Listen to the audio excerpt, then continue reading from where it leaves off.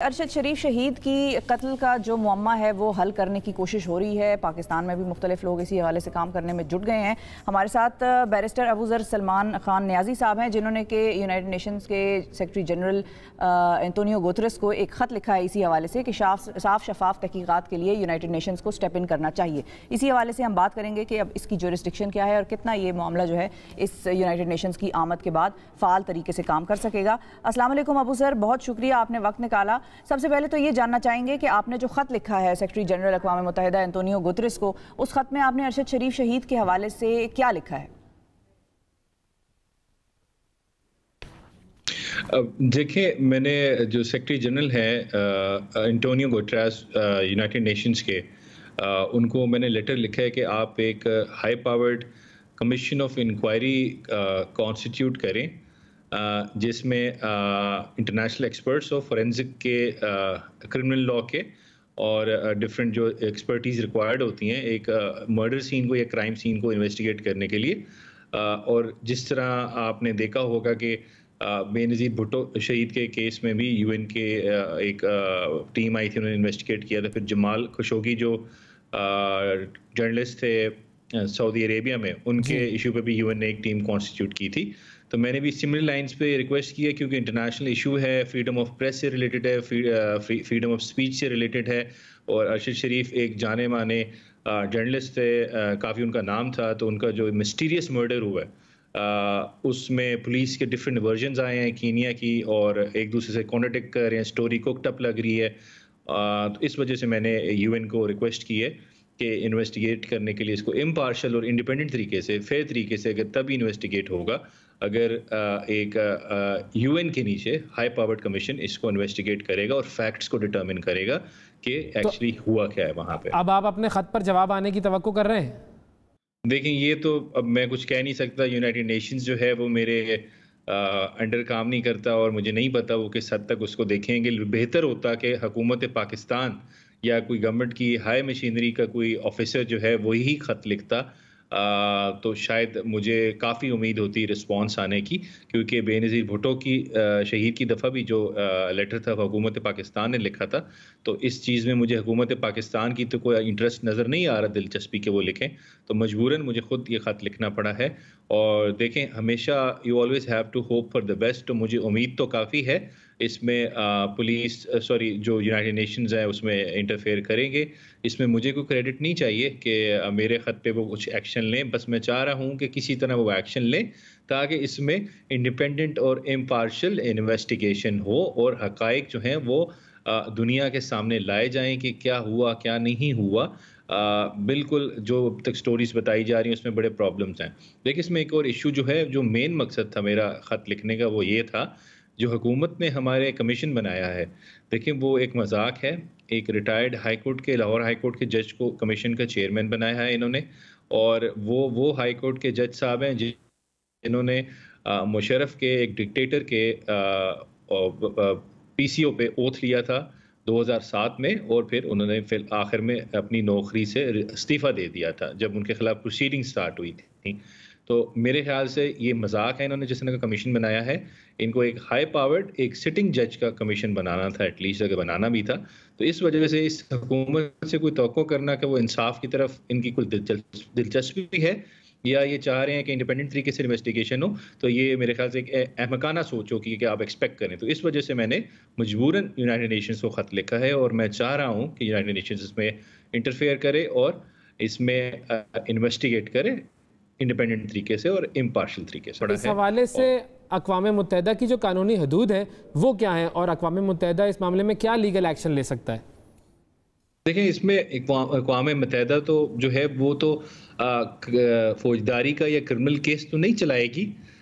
इस इंक्वायरी का मकसद सिर्फ एक होता है कि हक़ाइक़ जो हैं वो सामने लाए जाएं। उसके बाद अगर कोई एक्शन होना है, जो लोग रिस्पॉन्सिबल हैं उनके खिलाफ कोई क्रिमिनल केस होना है, वो तो कीनिया के अपने मुल्क में होगा या पाकिस्तान में होगा। जो भी क्रिमिनल केस चलेगा, अगर यहाँ से कुछ लोग उसमें मुलविस पाए गए हैं या कीनिया में पाए जाते हैं उस सारे इशू पे, लेकिन मकसद कमीशन का होता है हकाइक को सामने लाना। अब अक़वाम मुत्तहिदा का ये काम नहीं है कि वो एक फौजदारी का केस या क्रिमिनल केस चलाए किसी पे।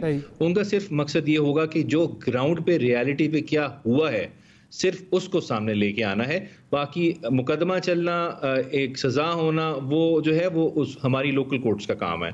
अक़वाम मुत्तहिदा को आप सिर्फ समझ लेंगे JIT या एक फैक्ट फाइंडिंग कमीशन जो होता है, जो हकाइक को सामने लेके आएगा कि उस वक्त वहाँ पे क्या हुआ, वो सारी डिटेल आपको बताएगा इन्वेस्टिगेट करके। और बाकी अगर कोई केस चलना है, उस पर सजा होनी है, वो तो फिर हर मुल्क का अपना कानून है, उसके मुताबिक होगी। ठीक है। अच्छा, ये भी बताइए कि अब अक़वाम मुत्तहिदा किस तरह इस मामले को ज़्यादा शफाफ और मुनसिफाना अंदाज में हल कर सकता है? देखिए, अक़वाम मुत्तहिदा इस वजह से सबसे पहली बात यह इंडिपेंडेंस। अक़वाम मुत्तहिदा के अगर अंडर कोई कमीशन काम करेगा, देखिए उसमें सबसे पहली क्वालिटी ये होगी वो इंडिपेंडेंट होगा। क्यों इंडिपेंडेंट होगा? ठीक है। वो ना कोई आपके मुल्क का कोई सरकारी मुलाजिम होगा उसका मेंबर, ना उसको आपने तनख्वाह देनी है, ना वो आपके अंडर काम करेगा। अगर वो काम करेगा तो शफाफ तरीके से करेगा, इंडिपेंडेंट तरीके से करेगा। उसने जो इन्वेस्टिगेशन भी करनी है वो बिल्कुल बग़ैर किसी पाबंदी के, बग़ैर किसी कैद के, अपनी मर्ज़ी से और कानून के मुताबिक करनी है। और प्लस इसका एक और फ़ायदा होगा, इसमें एक्सपर्ट्स होंगे, एक्सपर्ट्स जो फोरेंसिक्स जानते हैं, वो क्रिमिनल लॉ जानते हैं, जिनको बैलिस्टिक्स का पता है, जिनको ये पता है कि किस तरह का असला इस्तेमाल हुआ है और किस तरह की गोली इस्तेमाल हुई है, किस तरह के ज़ख़म आया। ये सारी चीज़ें जो हैं, ये सारी चीज़ें डिटर्मिन एक एक्सपर्ट्स की टीम ही कर सकती है। और अक़वाम मुत्तहिदा के पास कमी नहीं है एक्सपर्ट्स अपॉइंट करने की। वो पहले भी कर चुके हैं, काफ़ी केसेस में कर चुके हैं, इसमें भी कर सकते हैं। At the end of the day बात वही है कि अक़वाम मुत्तहिदा के पास एक चीज़ है जो यहाँ के लोकल कमीशन में नहीं है, वो है इंडिपेंडेंस। तो इस वजह से ज़्यादा ट्रस्ट आपको अक़वाम मुत्तहिदा के ही कमीशन पे होगा, जो किसी भी मुल्क की हुकूमत से नीचे रह के काम नहीं करेगा, उससे ऊपर रह के काम करेगा। पाकिस्तान में हुआ ये है कि माजी में भी बहुत सारी तहकीकात हुई है, JITs बनी है, कमेटियां बनी है। बेनज़ीर साहिबा के कत्ल को सुलझाने के लिए स्कॉटलैंड यार्ड यहाँ पर आई थी, कोई हल नहीं निकला। हामिद मीर साहब के केस का मतलब वो हाईएस्ट लेवल पे जुडिशरी कमीशन बना हुआ है, 8 साल हो गए उससे, वो नहीं सुलझाए।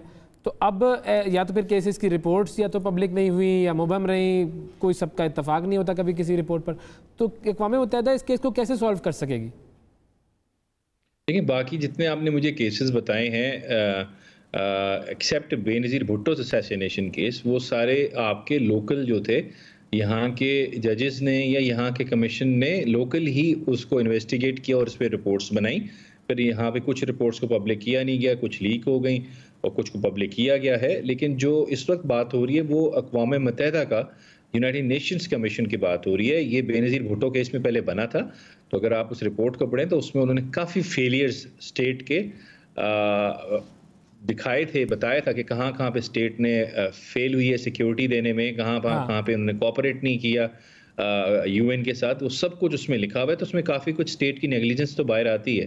और जहाँ तक इस बात की बात है उसका कोई नतीजा नहीं निकला, तो अगर आपको याद हो बेनज़ीर भुट्टो के मर्डर के बाद वो जाए वकूआ जो थी वो धुल गई थी, तो इस वजह से काफ़ी जो शवाहिद थे वो मिटा दिए गए थे। तो इस वजह से भी अक़वाम मुत्तहिदा जो है अपने कंक्लूजन पे उस हद तक नहीं पहुंची थी कि किसने ये किया है या कौन इसके लिए कल्पेबल होगा। एग्जैक्टली नेग्लिजेंस पे बात ही हुई थी। अबूजर साहब ये बताएं कि अब तहकीकात अगर होंगी तो उसके अंदर इन्वॉल्वमेंट पाकिस्तानी अथॉरिटीज़ की भी होगी और कीनियन अथॉरिटीज़ की भी होंगी, तो वो भी तो इसका हिस्सा बनेंगे ना।